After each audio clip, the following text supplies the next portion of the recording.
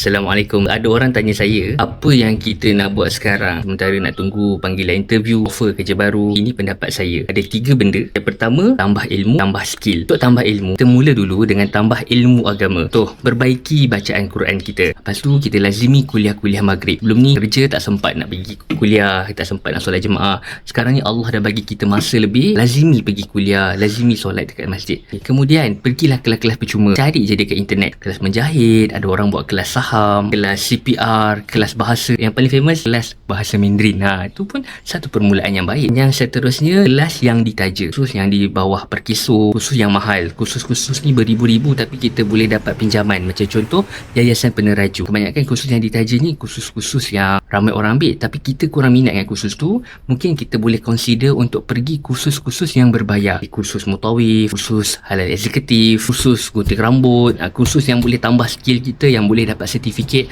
Walaupun kursus tu berbayar, tapi kalau ilmu dia, manfaat dia, kita boleh gunakan untuk kerjaya, untuk macam-macam lagi. Why not kita melabur sedikit? Itu untuk ilmu.